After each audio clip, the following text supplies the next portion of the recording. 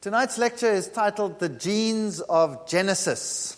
And somebody pointed out to me that there's quite a similarity there between genes and Genesis. One could actually read genes is. And that's quite an interesting observation. You see, God also says, I am. He is, so why can't genes is? Well, we're going to talk tonight about the philosophy behind natural selection and the science of evolution in general. And the founder of this modern theory is Charles Darwin, who accepted a position of ship's naturalist on the HMS Beagle and studied the diversity of organisms while this ship was traveling around the world, in particular to draw maps of South America and the like. Of course, he didn't actually come up with the original concepts. They have been around for a long, long time, even since the time of the Greeks. And Charles Darwin's grandfather was already a proponent of naturalistic ideas. He also had theological training, and Charles Darwin believed at the time that he was active on this ship, he believed at that stage that God had created immutable, unchangeable species. You see, the mindset at that time was such that people believed that everything that exists on the planet had been created individually by God. And of course, naturalistic science excludes that possibility. Now, when Charles Darwin was traveling on this Beagle, he came up with the idea of natural selection, and we'll talk about that in some detail in a moment. Basically, this is the concept. If you have 3 giraffes, for example, the ones with the longer necks would have a selective advantage when it comes to feeding on high branches. And therefore, they would be selected for and have more offspring and eventually replace those with shorter necks. That's basically what natural selection teaches. There is a counter-concept which was known as Lamarckism. Now, Lamarck taught that the animals tried to reach the higher branches and eventually the necks got longer. You see? So those are the 2 opposing concepts that existed at this time when Darwin formulated his theory. Of course, Darwinism is recognized as the scientifically logical theory, whereas Lamarckism is discredited these days. I always put it to my students this way: do birds fly because they have wings, or do they have wings because they fly? Which one is correct? Which one do you believe is correct? Well, obviously they fly because they have wings. That's why they fly. So, you first have to have the wings and then you can fly. And if you have different wings, well, then one can fly better than the other one, and then natural selection can start operating. Birds did not wish to fly and therefore developed wings, because then all of us would have wings too, right? Because man has been wanting to fly forever. So science tells us that the object has to be there before selection can take place, and that is pretty logical. So Darwinism is superior to Lamarckism.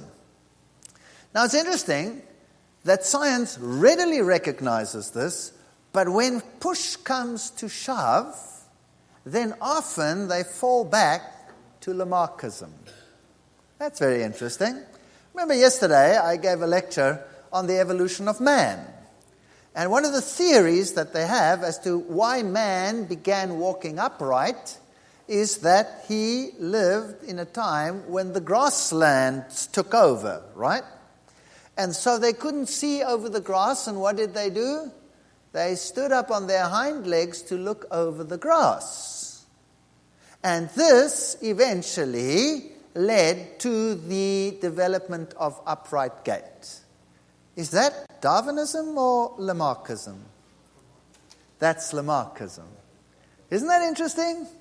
So science shoots down Lamarckism, but uses it when it finds it useful. Actual fact, you should conjecture differently on that issue. Now, remember what I said. When Charles Darwin was traveling on this ship, the Beagle, and he developed all these ideas and took them back into society, he was actually quite a shy man about it. But fortunately for him, he had another man, you can see with a much sterner expression on the face, Huxley, who was then known as Darwin's bulldog. And he took up the challenge and championed Darwinism to the scientific world, and is credited with conquering for science in a debate with Bishop Wilberforce, which he didn't actually win on the grounds of his science, but won on the grounds of the ridicule and contempt placed upon the science by the bishop. So you see, the attitude was what determined the winner and not necessarily the message, which is quite sad. And it's a good warning to us to be careful how we approach things. Now, Charles Darwin was very interested when they came round the coast of South America, when they came to this group of islands known as the Galapagos Islands. And on these Galapagos Islands, he found some very interesting creatures, some of which we looked at last night, like these giant tortoises and those beautiful Galapagos marine iguanas and all of those interesting creatures, but amongst them also these finches. And these finches were unique. Some of them had large beaks, some of them had small beaks, some of them had much larger beaks, and these beaks were adapted to certain circumstances. So, for example, those with the larger beaks could crush hard seeds and open them up and reach inside. Those with the smaller beaks had to feed on different things, so some of them even developed the method of using tools to get hold of grubs and what have you inside the bark of plants. And so each one of these was slightly different. Now this was something very strange. You see, on the mainland, songbirds are credited with this variety. But here the finches showed this amazing variety. Now, if you imagine the time frame in which Darwin worked, genetics was unknown. Gregor Mendel had done his work, but it lay somewhere on a dust pile in some monastery. Nobody knew anything about genetics. So how inherited characters were transferred was unknown. And then there was this idea that God had created immutable, unchangeable species. And there was a scientist by the name of Linnaeus who took all the creatures that he knew and classified them according to what was to be known as the binomial nomenclature. So everything got two names. So, for example, we are Homo sapiens. We are Homo sapiens, two names. And each creature got its name, and it was considered to be a unique creation. And so the species numbers increased enormously until we today have millions of species around. Now, when Charles Darwin looked at these creatures, he thought about this and said, now, isn't it possible that we started out with one finch family some time ago on these islands, and that all of these evolved out of that original parent pair? Isn't that a logical assumption? And yes, it is a logical assumption. It is quite probable that this is a variation that developed there on these islands. But what Charles Darwin did then is he said, well, then God did not create immutable, unchangeable species. In fact, there is no such thing as a creation. So God was thrown out of the equation. Was it necessary to throw God out? That is the question that we will have to answer tonight. The fact of the matter is, it does seem as though whatever was there was not unchangeable. Well, science has come a long way since then, and we have a whole theory of how everything came into being. And let's take it from the beginning and see what science teaches today. So how did life begin? Well, science teaches that this earth originally was very different to what it is today. There was a volcanic activity. The atmosphere was totally different to what it is today. In fact, the atmosphere consisted of gases like methane, ammonia, hydrogen, water, these components.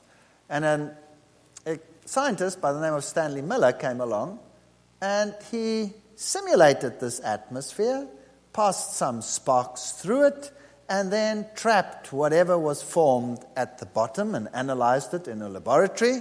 And lo and behold, here were organic materials. And so he conjectured that originally on the planet, there could have been an organic soup with lots of organic molecules, which then fortuitously formed themselves over long periods of time into the molecules which are necessary for life, and then through processes eventually came together to form the first living organisms. Now that's all very nice and well, except that there are a number of problems with this. Firstly, the atmosphere would have to be one that excludes oxygen. Very important.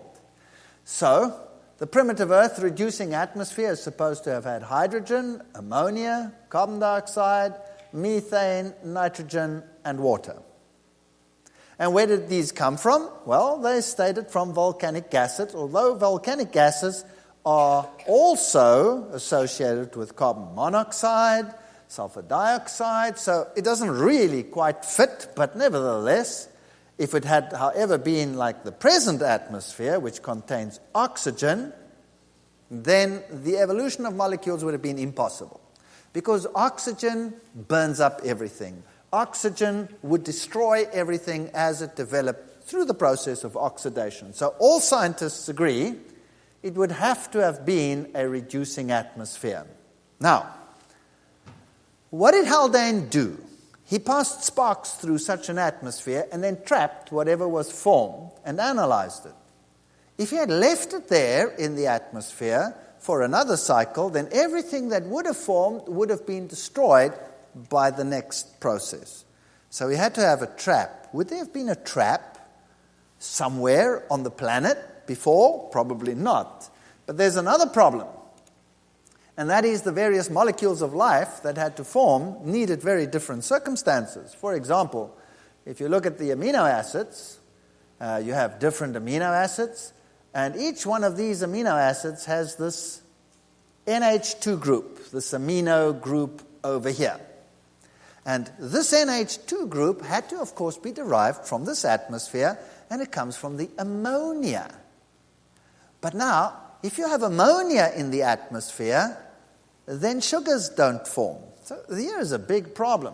Plus, you need a very acid environment in order for these to form, and then you would have to have only the right ones to form. And that would not happen, because when you pass these sparks through it, you get left-handed ones, you get right-handed ones, and you get all kinds of amino acids where the amino group is attached to any one of these carbons along the chain, and not necessarily to that first carbon next to this group over here, which is the carboxyl group.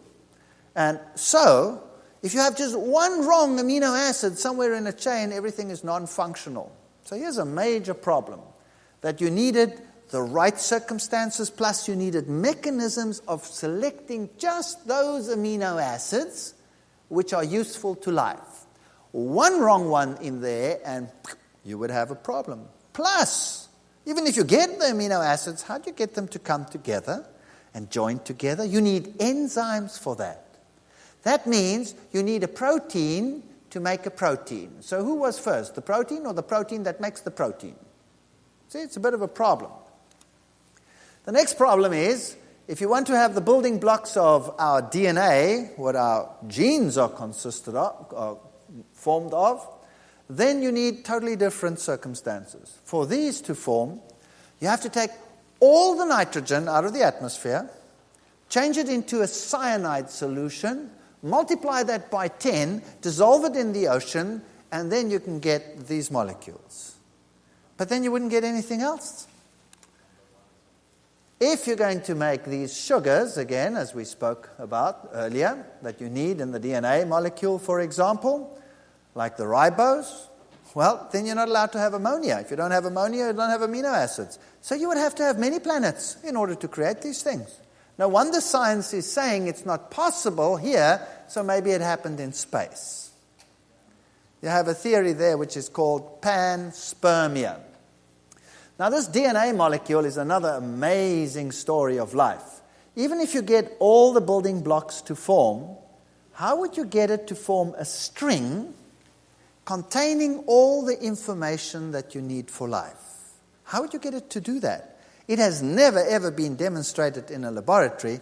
It needs a very complex enzyme system that will form these high-energy bonds that are locked into this molecule. And the probability of these molecules forming is so remote so that we could say they are non-existent. So let's have a look at what the probability would be, for example, of a bomb exploding under a pile of wood, going boom, and then falling down from the sky and forming this perfect, functional little house. What would the probability be? Well, the probability is very, very remote. Let's give it a very good probability, or a very poor one. In fact, it's even much worse than this. Let's say the probability is 1 in 10 to the power of 80. Now, what is that? That sounds like a very small figure. 10 to the power of 80 is what physics claims is the number of particles in the entire universe. Particles. That means not only atoms, but subparticles. Electrons, hadrons, quarks, neutrons, protons in the entire universe. How many atoms in a pinhead? Billions and billions and billions and billions and billions and billions, right? So imagine how many atoms in the entire universe. It sounds mind-boggling, but it's only 10 to the power of 80. It's not a very big number when you look at it, but that is really a mind-boggling number. 10 with 80 zeros behind it. So that would be the probability. What would be the probability of a simple gene coming into existence by chance? Well, there are 3 nucleotides needed to code for 1 amino acid in a protein. And let's take a simple protein that has 100 amino acids. Your hemoglobin, for example, has 600 amino acids. So let's take a simple protein, 100 amino acids. You need 300 nucleotides in the right sequence. What's the probability of that happening by chance?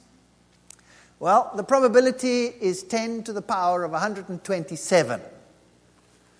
That is, unfortunately, boom! New York City has been established by a nuclear explosion. Do you believe that?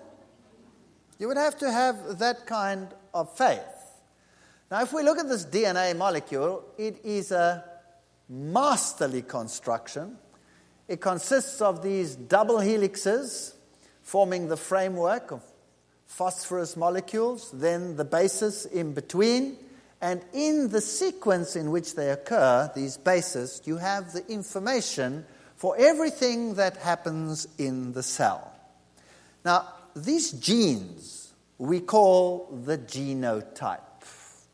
And when these genes are expressed, we call that the phenotype.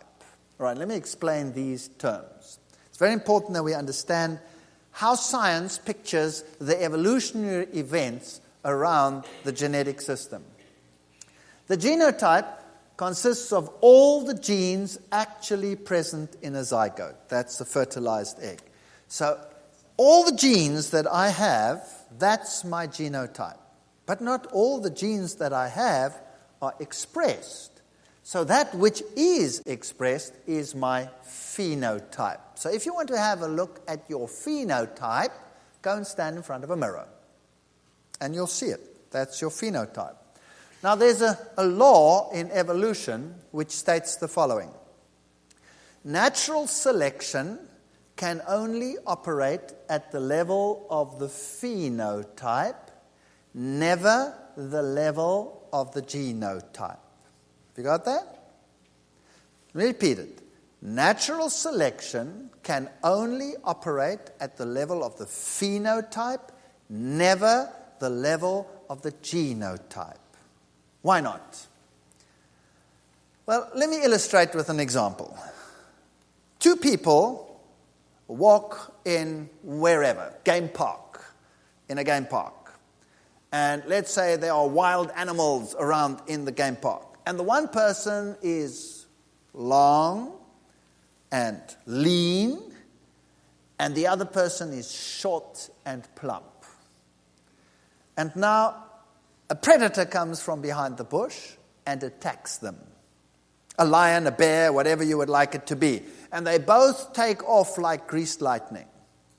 Which one is probably going to end up being a meal? The short, fat one, right? Okay. So, short, fat was the what? The phenotype. That's right. Short, fat phenotype hasn't got a snowball's hope in hell against the lean, mean phenotype. So by natural selection, short, fat goes, long, lean, mean stays. Is that correct? That's how it works.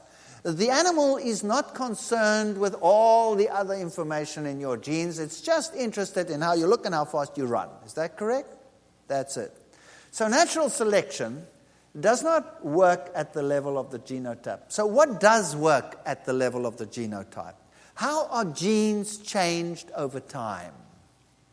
Not by natural selection, but by mutations. That's right.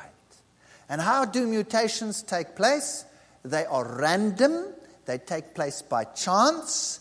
And once they are expressed in the phenotype, then they can be selected for. Does that make sense? Now remember, Charles Darwin didn't know anything about this. Let me simplify this for you so that everybody can understand this. Now, I know that I'm speaking to some who have biological training and some who have no biological training. So I'm trying here to target all of you. So if I shoot over your heads tonight, there will be plenty that you can take home with at the end of the day in spite of that. If I shoot too low for your liking, then please tolerate that because there are people here that would otherwise take nothing home with them. Is that fair? Good. So let's sum up. This is your genotype. That's the information in your genes, in your DNA. The phenotype is what you look like. That's what we said. Natural selection operates at the level of the phenotype. It doesn't operate at that level. That's where chance operates. Chance through mutations. Fine. Let's put that into another model. Here we have a book of instructions on how to build an aeroplane. Okay? Here's a book of instructions with detailed instructions on how to build an aeroplane. The book of instructions in our analogy is what? The genotype. The DNA is a book of instructions on how to build a human being. Isn't that correct? All right.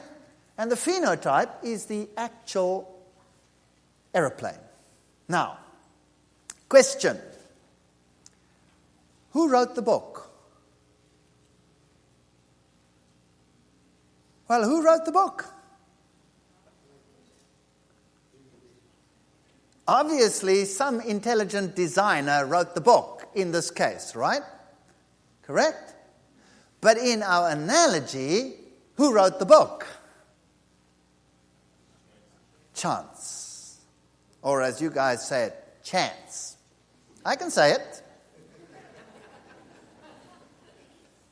Chance wrote the book, just so that you have another accent to contend with. All right, Chance wrote the book. That's incredible. With all the information as to how to build the aeroplane. Now, that's fascinating. That is really monstrous. That's terrific. Let's play this game out. I have a book. Here it is. And let's assume, for argument's sake, that this book has now come into existence by chance, mutations. And all the information for whatever it is we're going to build is in here. In this case, all the information for my aeroplane has now by chance appeared, and here it is in this book. This is great. So now I'm going to take this book, and I'm going to put it down over here on the floor. There it is. It's in my bookshelf. There it is. And I'm going to wait for the aeroplane to appear. After all, I have all the information. It has come about by chance. There it is. And it's all there. Now, all that has to happen is the aeroplane must come. How long am I going to wait? How long am I going to wait? Well, come on. Forever. I'm going to wait forever and ever and ever. Is it enough for the information to come into existence by itself? Yes or no? No. If I don't have a mechanism that will translate this information into the aeroplane, then my aeroplane will never appear. Is that correct or not? Okay. So my book by itself, even if it should come into existence by chance, is totally what? Useless. Thank you. Okay. Now that we've solved that problem, let's think about that. All right. So my book is really useless without a method of transcribing the information into the aeroplane. Now, what do I need to change the information into an aeroplane? You tell me. Well, I need some factory, don't I? And I need someone to intelligently interpret what is in that book so that I can get the aeroplane constructed. So I need some assembly line and I need some workers. Or if I don't have workers, what do I need? I need tools and machines, robots, if you like, that will do it for me. Is that correct? So, question. Where or how did the design mechanisms get translated? How did the factory come into existence? And how did the robots come into existence that will eventually build my machine so that I can test fly it? According to my analogy, natural selection will only start operating when once what has happened? The aeroplane's there. So the whole mechanism to convert the information into the aeroplane, how did that have to come into existence? You tell me. You have two choices. Two choices. Because natural selection will only work once the aeroplane is there. Then I can only see, oh, it flies or it does not fly, right? So how did the mechanism come into existence? Give me the choices. The first one is chance. The second one is design. Design. That's your only possibility. Either it's chance or it is creative design. Those are the only two possibilities that we have. Okay, which one does science choose? Chance. Science chooses chance. Good. Now, when we read the DNA, this is a very complex situation. In fact, we don't even read the whole of a gene. We read only portions of it called introns and exons, and the exons are transported and translated and taken outside, and then there is a highly complex factory with robots that changes the information from the gene, in other words, reads it, and then translates it here into another form of messenger, which then passes out through the cell, combines with a structure we call a ribosome, which is an assembly line, a factory, and this factory then manufactures a protein, which in turn is manipulated and folded by another factory and transported, like with a railway system, if you like, to where it is needed and built into place. How did all of that come into existence? Well, we're still not with anything tangible. We're just building something tangible. So how did it come into existence? You tell me. You have two choices: chance or design. Because natural selection will only operate once the object is actually there. Wow, that's mind-boggling. You want to see what it looks like? Well, let's have a look. Here's an Illustria Media video, which is titled "Unlocking the Mysteries of Life, the Scientific Case for Intelligent Design." You can actually get it at the back. It is sold at the back, and you can have a look at an animation of what happens. With computer animation, we can enter the cell to view this remarkable system at work.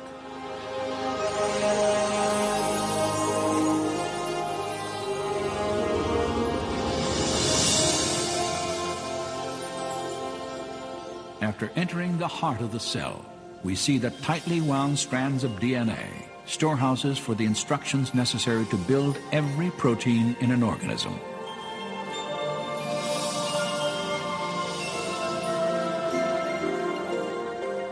In a process known as transcription, a molecular machine first unwinds a section of the DNA helix to expose the genetic instructions needed to assemble a specific protein molecule.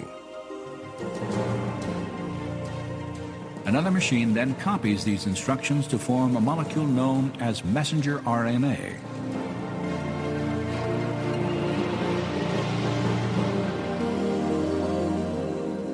When transcription is complete, the slender RNA strand carries the genetic information through the nuclear pore complex, the gatekeeper for traffic in and out of the cell nucleus.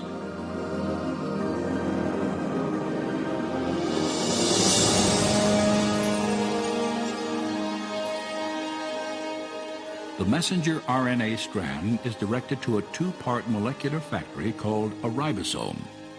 After attaching itself securely, the process of translation begins.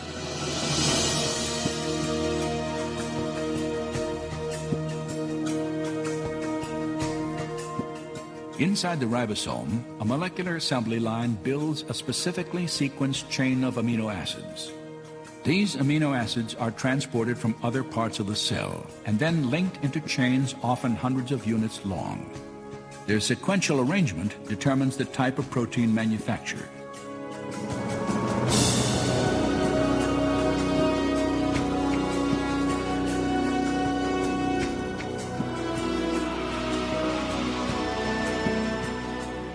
When the chain is finished, it is moved from the ribosome to a barrel-shaped machine that helps fold it into the precise shape critical to its function.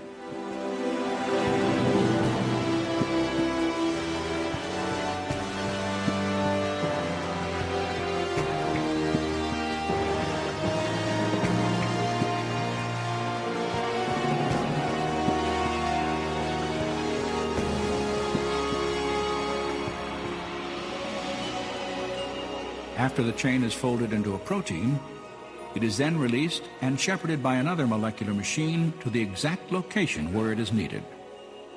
It came about by how? Chance or design. That's your only option. There is no other. In actual fact, what you saw in this animation is highly, highly oversimplified. when you consider what happens in a cell as that DNA unfolds and the enzyme systems that are required to produce this molecule, it is mind-boggling. And when it passes through that nuclear pore, it passes through with such precision that nothing else may enter and leave while this huge molecule is passing from one side to the other. Everything is highly precise with recognizing symbols and all kinds of structures. And one mistake and you're a cabbage. And it came about by chance or design. Because until that protein is actually there, natural selection cannot say whether it will work or whether it won't. Now, any modification in the genes, in the genotype, to bring about any changes in the phenotype must also occur only through chance, through mutations. So, if we take my book scenario, here's my book. If this book has instructions for an aeroplane, and I now want to change the instructions to get another aeroplane, then how must those changes take place in here? By chance. That's right. You've got it. By chance. Or by design. One of the two. So now you get basic types of mutations, point mutations, chromosome mutations. Point mutations involve a chain or change in only a single nucleotide pair. You can have base substitutions, additions, deletions, all of those. Now, we've already said that the DNA code is a triple code. So let's say you have adenine, guanine, thymine, guanine, cytosine, adenine, etc. All along the line, there are 4 nucleotides. And let's say you deleted one. You deleted one. Boom, you take it away.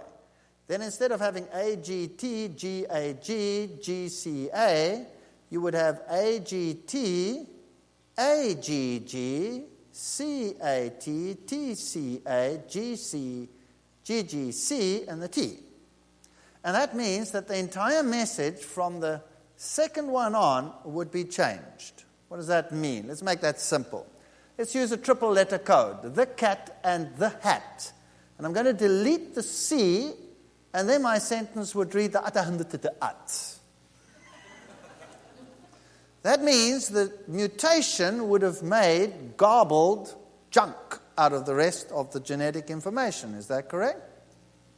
So that is why mutations generally are harmful, incredibly harmful. And this is not a mutation. He's just there to look cute. But what intricate design features are built into this creature really boggle the mind. And is there such a thing as a mutation that is useful? Science will tell you yes. They will quote sickle cell anemia and say, well, that's a useful one. You see, if you have the sickness, sickle cell anemia, and you happen to live in a malaria country, then the malaria parasite cannot get into that sickle-shaped red blood cell, and the people don't get malaria so readily, whereas other people do. So there you go. It is positive. Oh, no, it's not positive. Someone with sickle cell anemia is pretty sick. He's pretty sick, so it's not a positive mutation at all. Just happens to be so that in the case of malaria, he'll be slightly less sick than the one that has malaria, but he's still sick. So there is no real positive mutation whatsoever.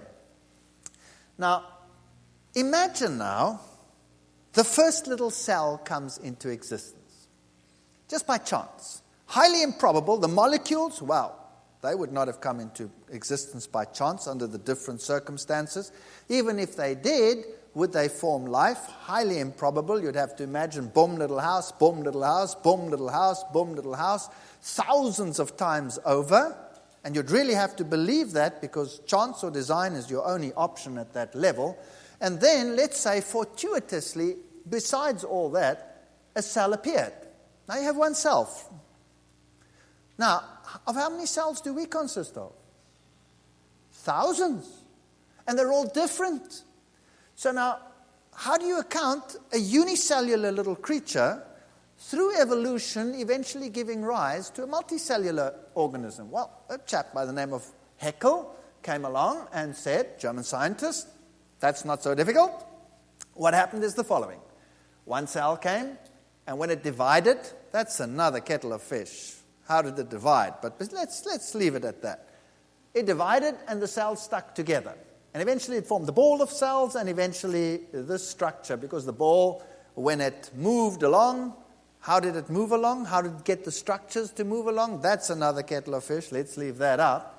And let's say it developed a dent, and eventually this dent was like this, and eventually the dent went all the way through, and then you have the basic body plan of every single living organism that is multicellular.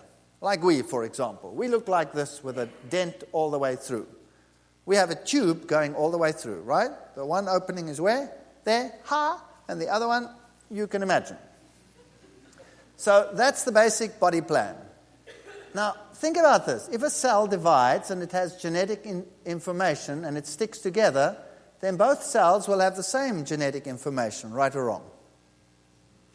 And if it divides again, it'll still have the same genetic information. And if it divides and makes a ball, they'll all have the same genetic information. And no matter how many times you divide it, it'll have the same genetic information. Haeckel says, we can see in the evolution of animals that this happened because the embryos of the various animals look the same. Of course, they don't tell you that he really cheated in this process tremendously and was even reprimanded at the highest level because of this. And how do you account then for this amazing feat of a mutation changing cells? Now, I can assume that a mutation can change the shape of a cell into something else. Let's say that's possible, but that's not what we want. We want to develop different cells. So, for example, let's take two. A muscle cell and a nerve cell. Two very different cells. Did they exist in the beginning, yes or no? Let's say fortuitously a little blob of protoplasm started to go bloop, bloop, bloop, bloop, bloop, bloop, bloop in the ocean. Would there have been a muscle cell and a nerve cell, yes or no? No, that would have been some later innovation, right? So, how did the muscle cell and the nerve cell get its genetic information? You see, a muscle cell must have genes which say you are a muscle cell. And a nerve cell must have genes which say, you are a nerve cell. Does that make sense? Okay. But none of these existed in the beginning. But let's say that the first cell looked something like this. That could account for this shape, but it couldn't account for the next shape. Where did that new shape come from? So what we actually need is we need a new gene which says, hello, you are now a nerve cell. Does that make sense? But that's not enough. If I had a nerve cell in my body and I had a muscle cell here in my arm, what would it help me if the two never talked to each other? Would it help me? No. Would it help me if I had muscle cells and nerve cells all jumbled up in my body, yes or no? Of course not. Where do I want my nerve cells? Well, I want them in the right place. For example, it would be very useful if you want to study to have them all up here, isn't that right? And if you wanted to pick something up, to do it up with a brain cell, pick it up with a brain cell would be pretty useless. So you want your muscle cells down here, right? Okay, so how do I tell the cell the genes for muscle must be switched on here and the genes for brain must be switched on over there? How do I tell my brain that or my muscle that? Well, I need a switch. I need a switch. If I have two lights, one over there and one over there, and I want that one on and that one off, or that one on and that one off, how many switches must I have at the back? 2. That's right. So now I need a switch because I've got two cells. But the original cells didn't have two kinds of cells, so they didn't need the switches. So now I have a question. Where did the extra gene come from? That's genotype. How did it come into existence? You have two choices. Chance or design. So, boom! Little house. Where did the switch come from? In fact, you need two switches. Where did they come from? Boom, little house, boom, little house. That's where they came from. That's what you have to believe. There's no other choice. No other choice whatsoever. And this highly complex mechanism for switching on genes and switching off genes had to come about by chance or design. But that's not enough. You need a gene which says you look like this. You need a gene which says you look like that. That's 2 genes. You need a gene which says you're switched on. That's another 2 genes. Those are the switches. That's not enough. You also need genes to control the physiology so that this one will function differently to that one. And you need genes controlling the embryology so that they will work together. Hello, where do those genes come from? It's genotype. Natural selection doesn't work there until this thing actually works. Boom, little house, boom, little house, boom, little house, boom, little house, boom, little house. For a week you have to say that. You need one heck of a lot of faith for that.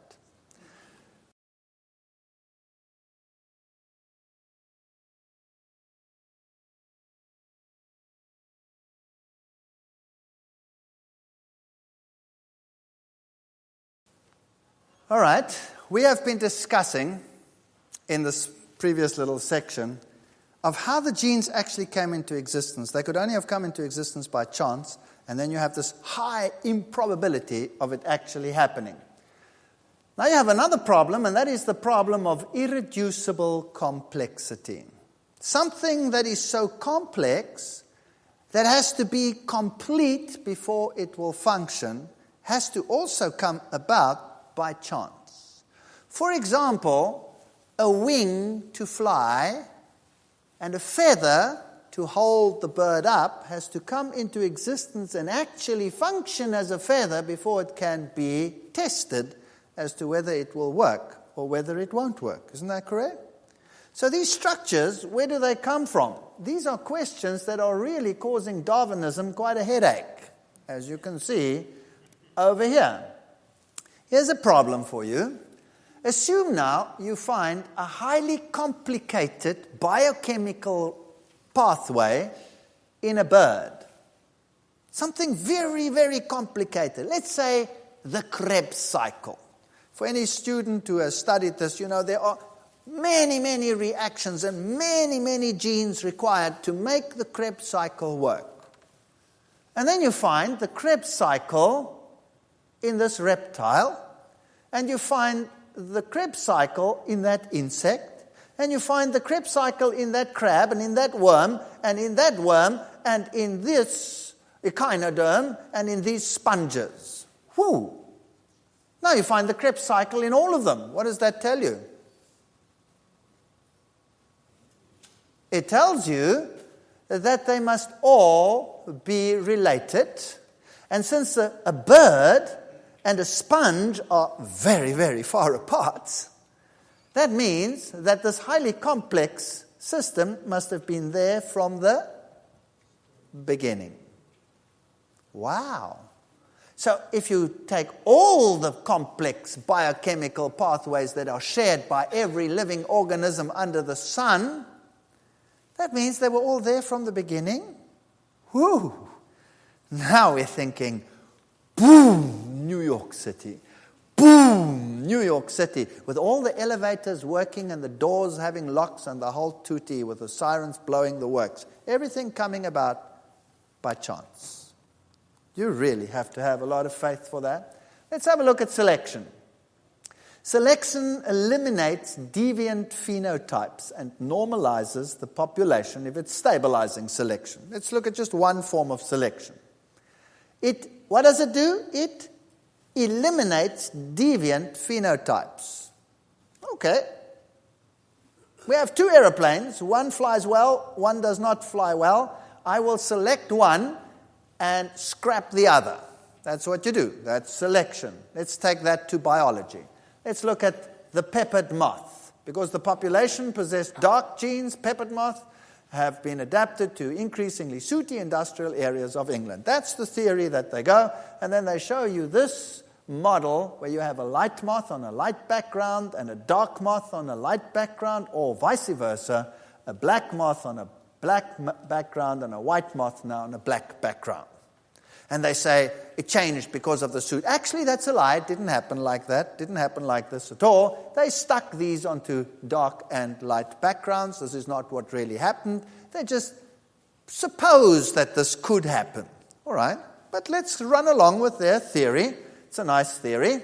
And say, now, let's say the area was generally black. Which moth over here would have a greater chance of survival? Obviously the white one. No, the black one. Why? Because the birds can't see it. So the bird comes and eats the white one. Doop, doop, doop. What eventually happens to the white one? It disappears. What do we call that in science? Extinction. Natural selection eliminates those genotypes which cannot survive under these circumstances. All right, let's do a little bit of mathematics. You started with how many moths? 2. Natural selection has eliminated 1. How many you got left? 1. All right. Has natural selection now made more or less? Less. That's right. All right. Natural selection has taken 2, eliminated 1, and you have 1 left. Now my question to you is the following. How can you use a process, natural selection, that makes less and less to make more and more? Because you start with few animals and now you want to get lots and lots of animals on the planet. Isn't that right? How do you do that? You cannot use a mechanism that makes less and less to make more and more, so this doesn't make any sense. In the past, there used to be a lot more variety than there is today, so natural selection is surely doing away with things. Now, here you have the dog family, and you have small dogs to large dogs, and you have all these dog shapes and all these ear shapes and all these strange little creatures. Look at the ear shapes.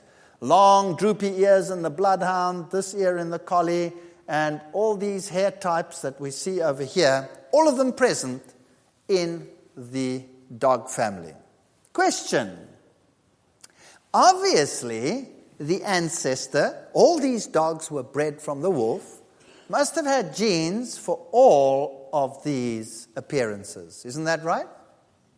Must have been there. Question, where did the genes come from? 2 choices. Chance or design.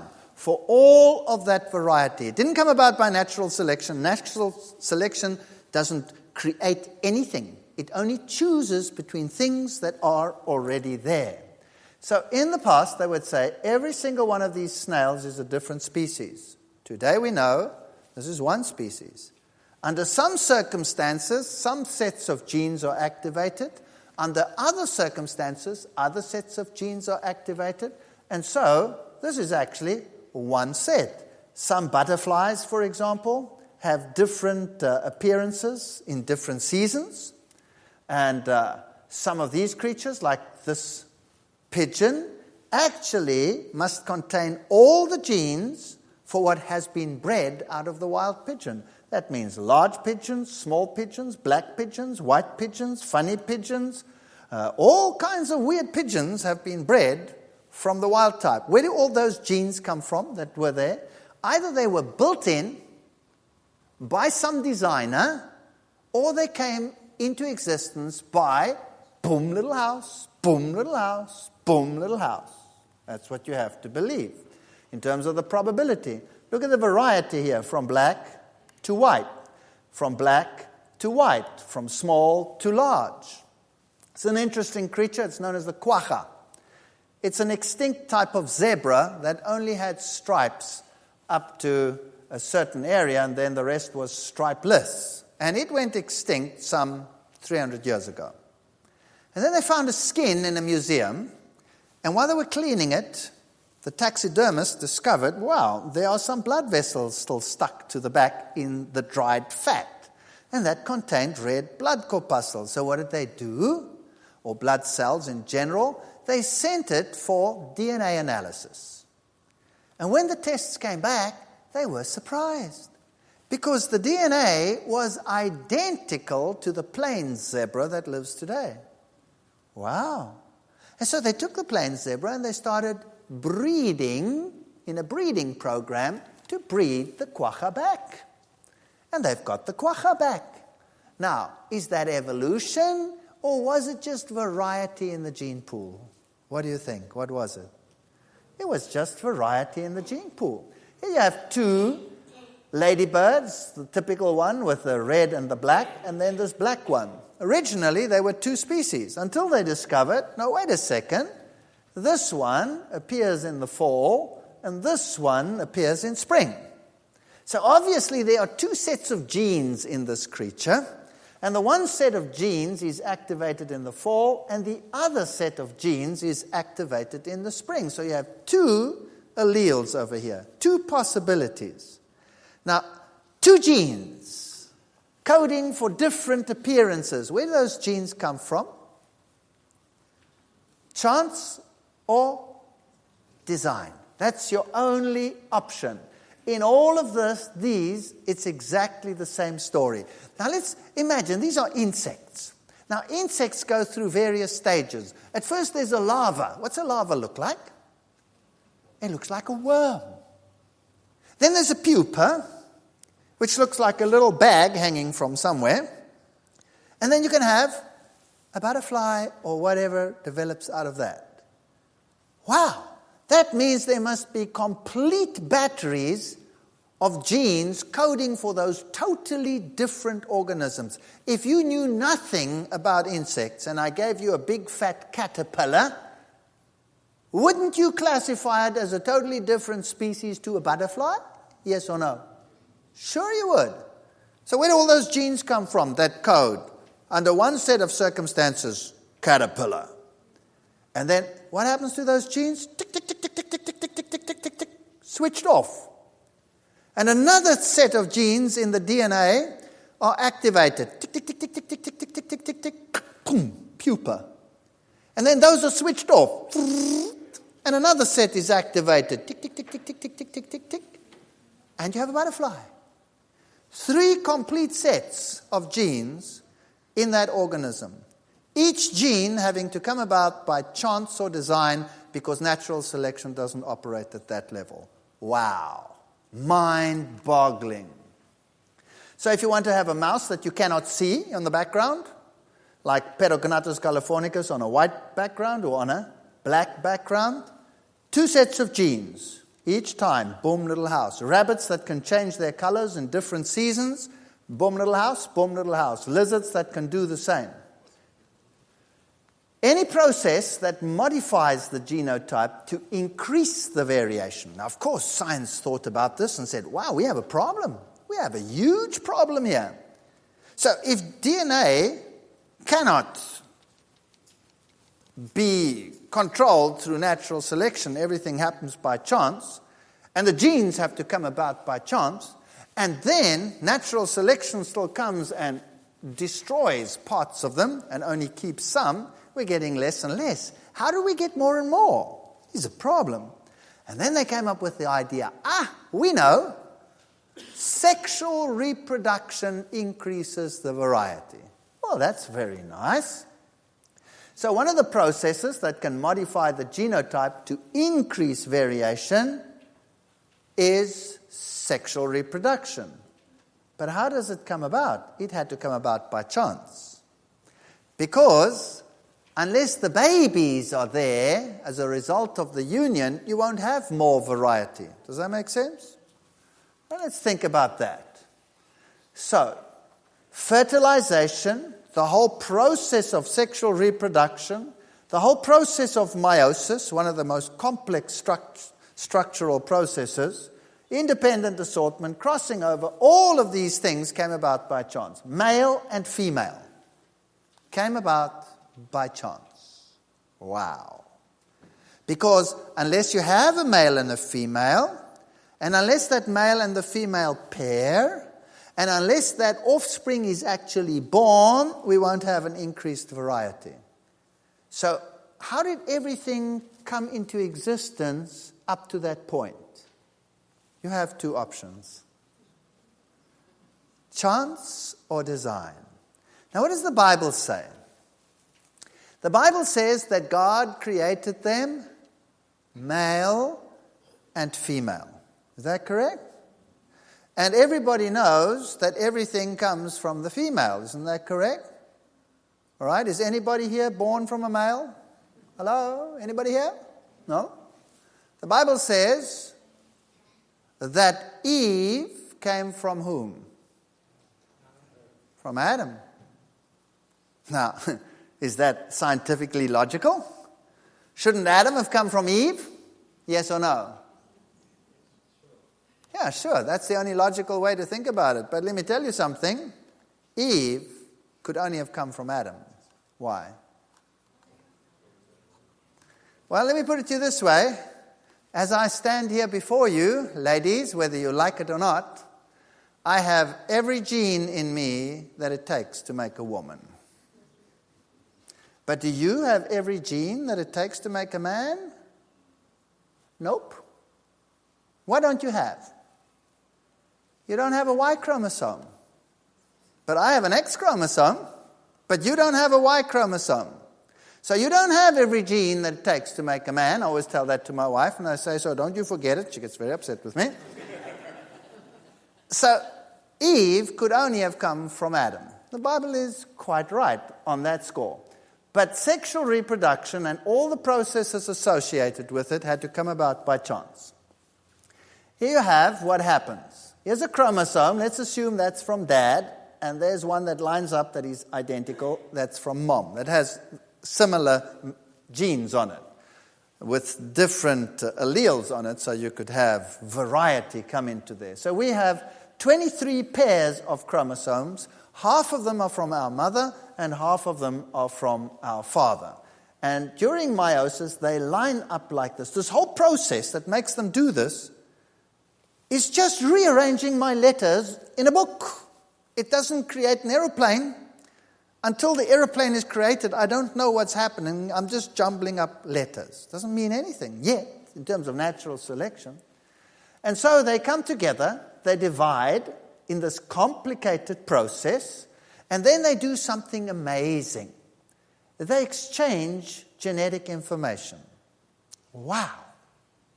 So when I produce germ cells, or my wife produces ova, and those two come together, then this process has already happened. So from my mother and from my father, I create a mix of genes by crossing the genes over. Now, wow, this is not so easy. Now, what you need is you need an enzyme that runs along the DNA, and then you need another enzyme that comes along like a pair of scissors and cuts the one, ligase. And then you need another one which sticks them together. In the meantime, you're unwinding the structure, causing a knot, so you need stress-reducing enzymes which release the stress, magnificent setup, and then you link them together so that they are exactly in the right place. And if you cut one nucleotide too far, and there are millions of them, and this reaction is taking place all over in the cell. One snip, one nucleotide too far. And the next gene reads, at. Instead of being a human, you end up a cabbage. No mistakes allowed. No mistakes allowed. Wow. And then you look like this. And all this has to be unraveled. And in order for this to happen, there have to be twists and turns and recombining. It's a highly complicated system. But all it does, it is it rearranges the letters in my book. It's like taking a computer program and clipping portions out and putting them in another place. But it doesn't produce anything yet until it's built. So how did the mechanism come into existence?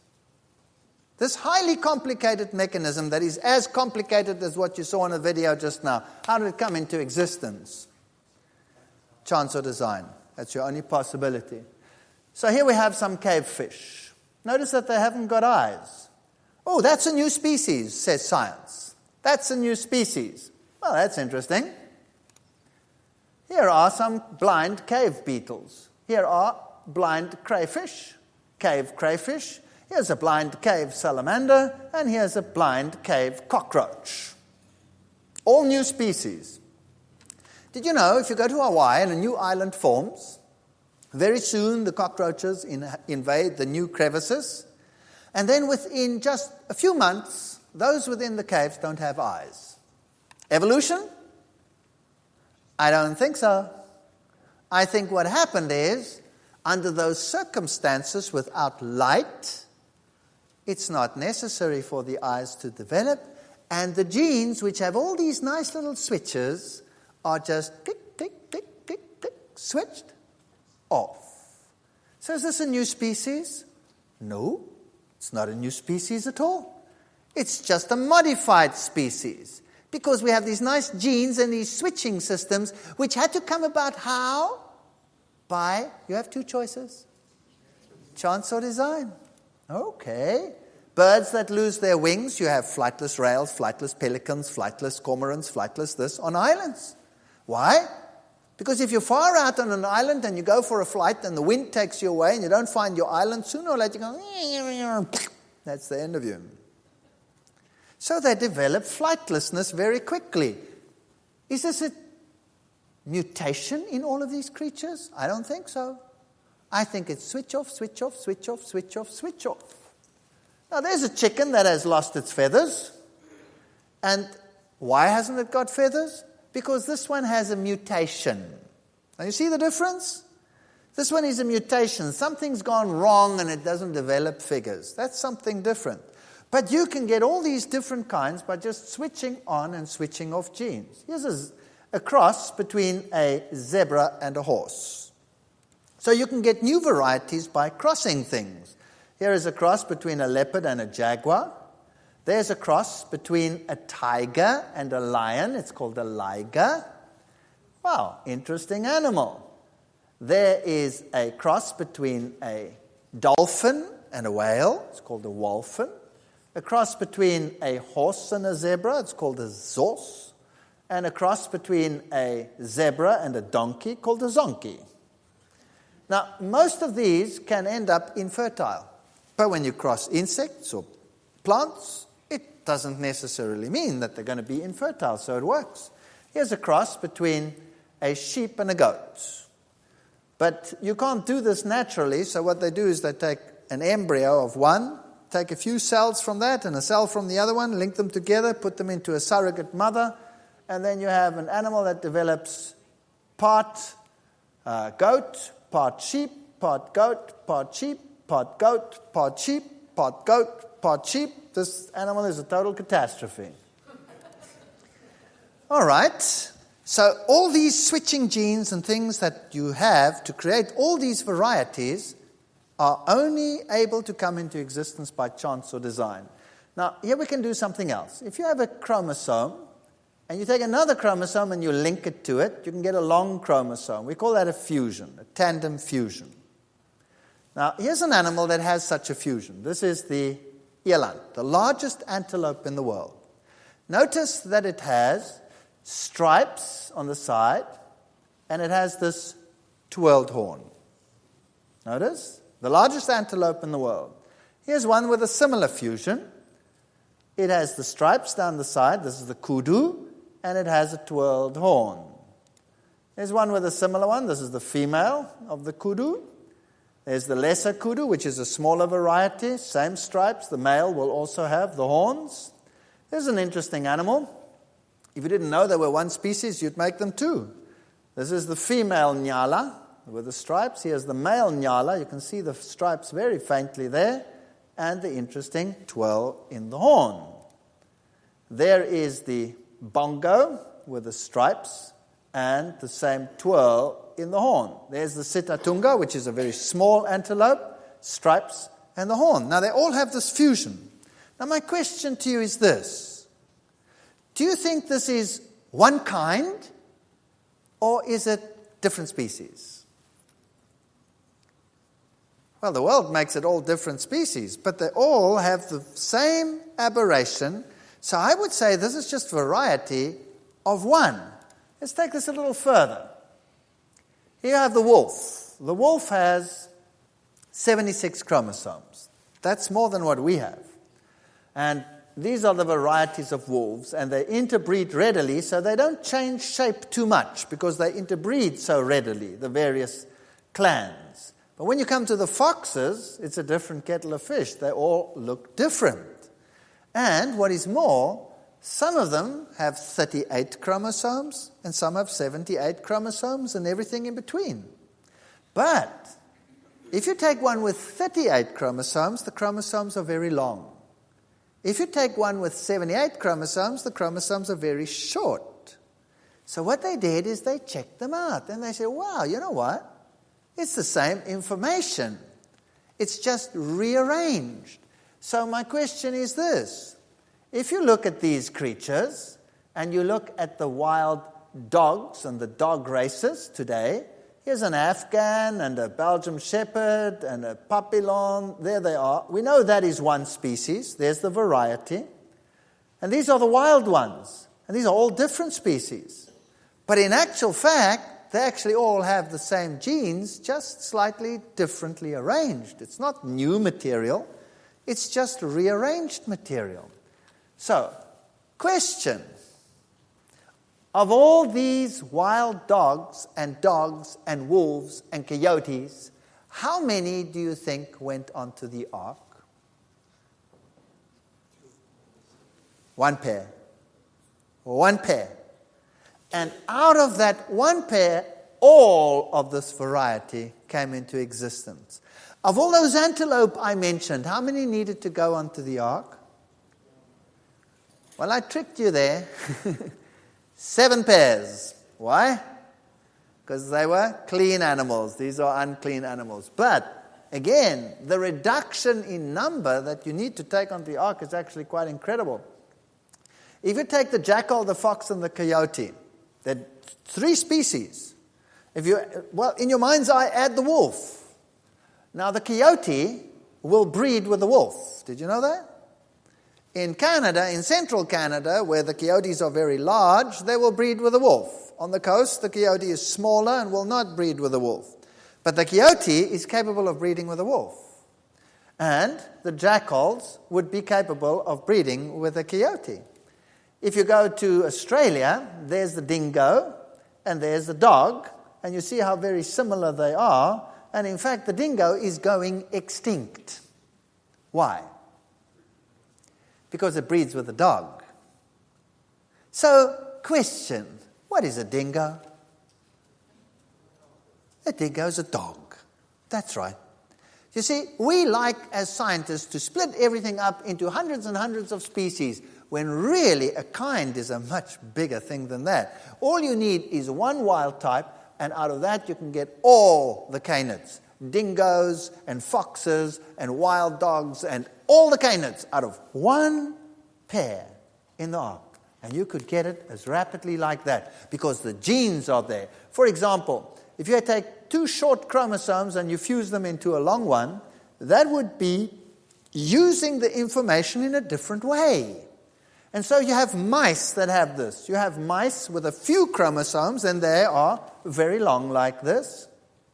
And you have mice with short chromosomes like this, but the information, put it together, is exactly the same here as in those 2. So the house mouse and the field mice and all of these mice have just got jumbled up information. So how many of the mice went onto the ark of all those different mice? 1 pair. Very interesting. Then you have differences in heterochromatin, all kinds of interesting things. We have something else that increases variety. We have genes which we call transposons, where you can take a piece of information and take that piece and translocate it onto another piece of DNA. Whew! Don't think that this is a simple thing. All this happens at the level of the gene. You have to cut this gene out, transport it to another location, make a snip, open up the DNA, put it in, close it up again, and it's got to be read in the new place. And what can happen then? In the new position, the gene might be read more, and in 1 generation, you go from a small mouse to a giant mouse. 1 generation.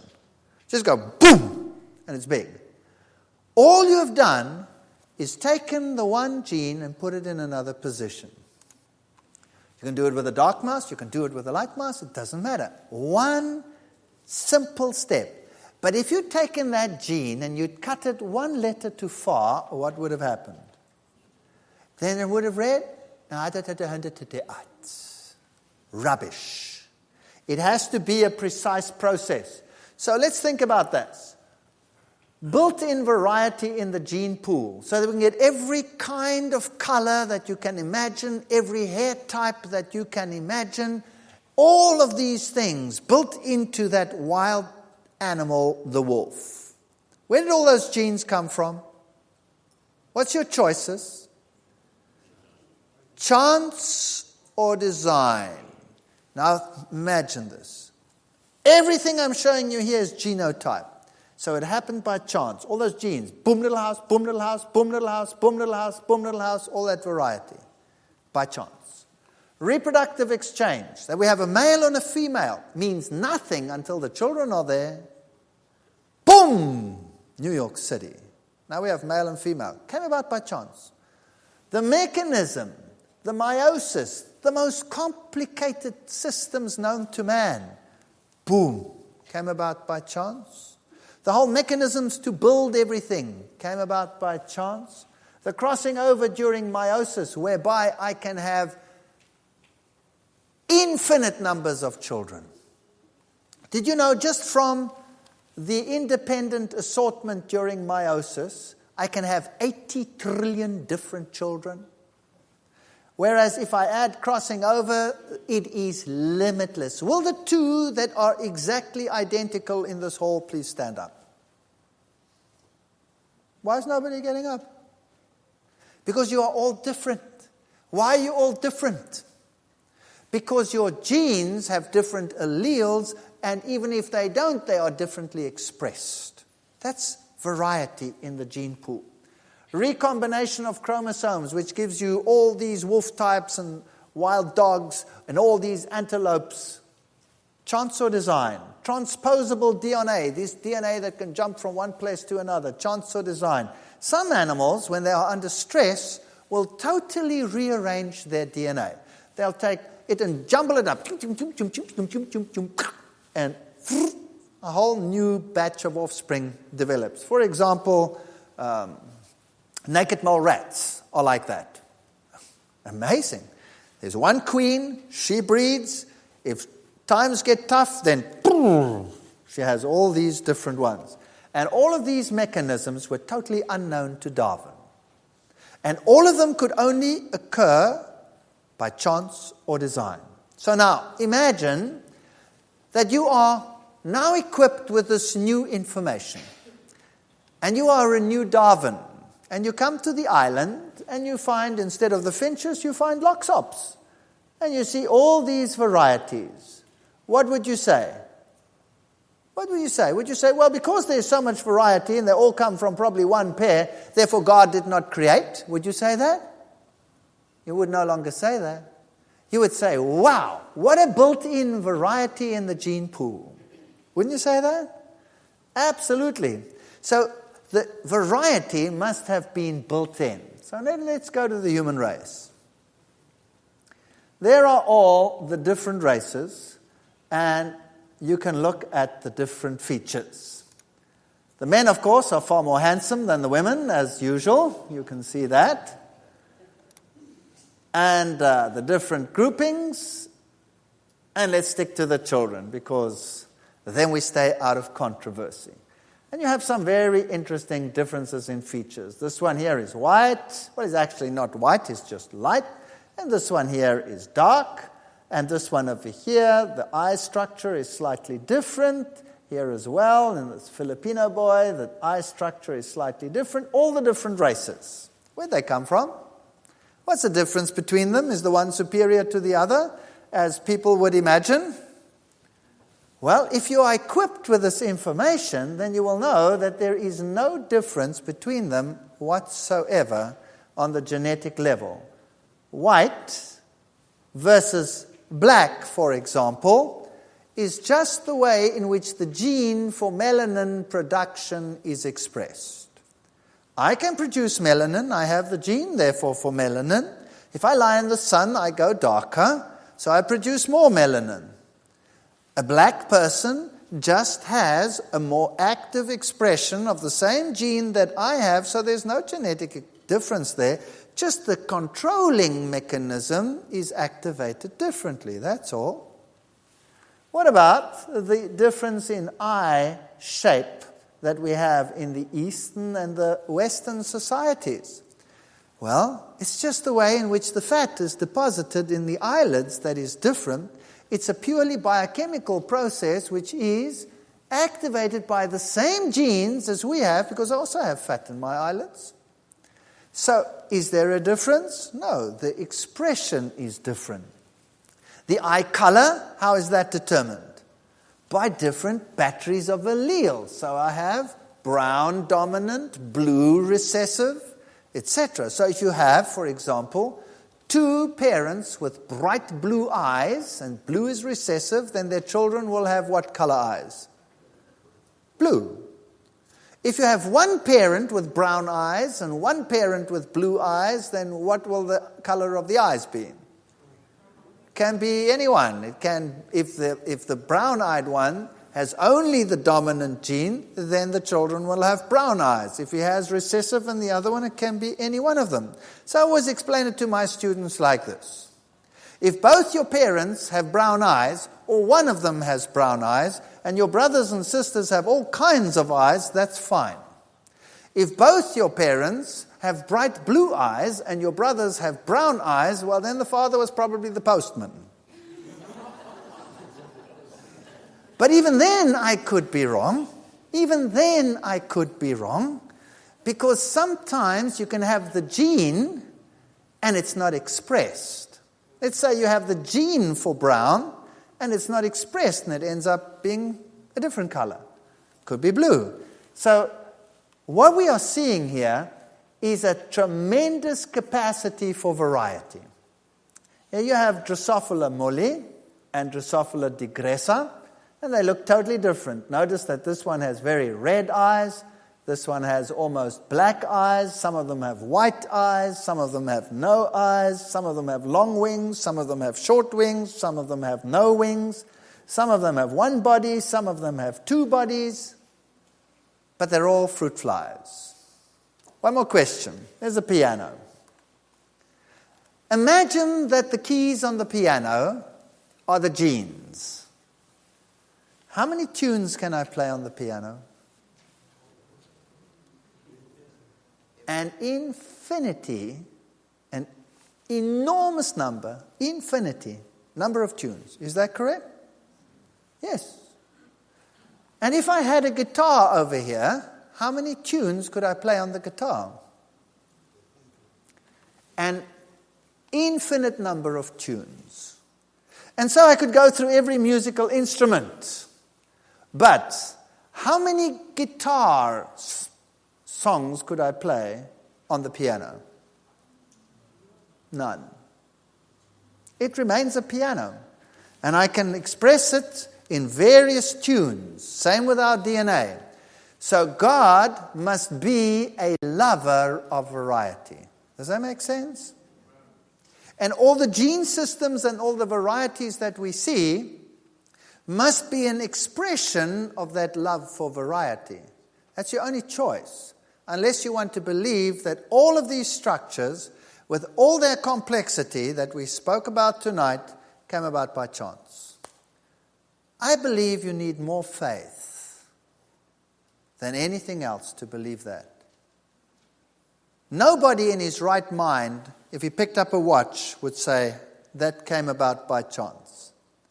And the processes that we saw in the cells that had to come about by chance are millions and millions of times more complex than anything man has ever devised, including everything it took to travel to outer space. Nothing comes even close to the complexity of what happens in a cell. And it came about by chance. As for me and my household, I prefer to believe in a designer. But the choice is yours. You can, if you want to, believe in boom, little house. Thank you.